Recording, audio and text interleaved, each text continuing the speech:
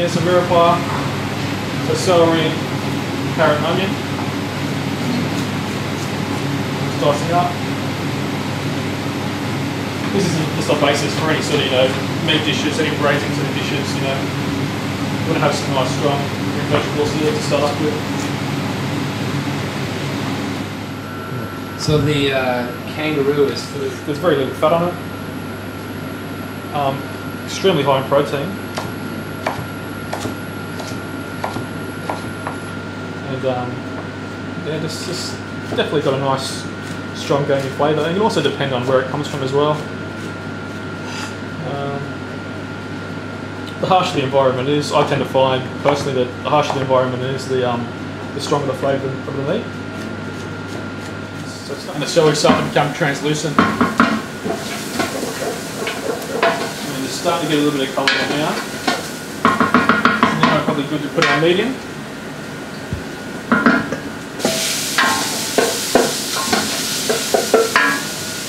And basically, we want to add a lot of colour to the meat and really good frying. By getting all that caramelisation of the meat, that's going to add a lot of flavour to the pie. It's basically like making its own stock, if almost. Without adding stock, we can make our own stock by, when we add the liquid to it, by having lots of caramelisation and also little burnt bits around the pot. So once we deglaze it with a beer and a bit of water, that'll make its own stock and make its own juice to cook in. Like I was saying before, it's getting all that nice caramelisation not only on the meat, but also around the pot as well. And I'll keep it on a nice high heat, right up to the point where when we deglaze it, caramelisation in there. So now, we'll deglaze with our beer.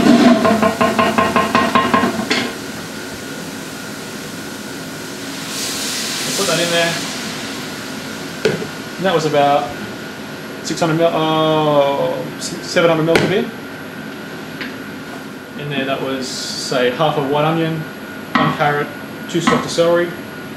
What else did we put in the kangaroo as well, which was about 600 grams of kangaroo as well.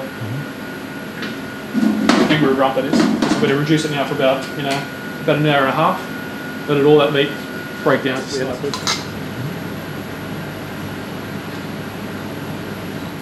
I'm going to make a little mini pie, but it'll be the same as if you're making a big pie.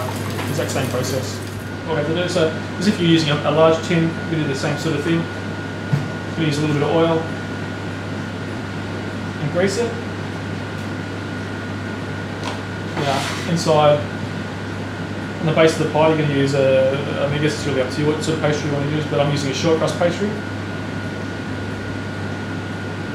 Use this pie mix, which I've already made and frozen down. Just make it easier for myself. And in this pie mix here, because it's the little pies, the kangaroo is really, really small. Cut up basically so it's almost brim size, it's tiny. And then on the top, I'm using a puff pastry.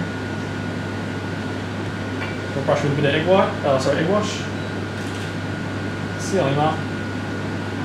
It's exactly the same as if you're doing it on a big one. Flavourless, because it's so hot, you can actually see the pastry is really, really soft, but it's actually much easier to work with. The pastry is nice and cold. Brush the top with a bit of egg wash. Stick him in the oven. One mini pie. Just keep an eye on it though.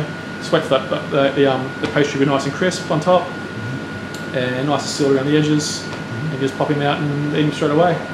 That's our drunken kangaroo pie.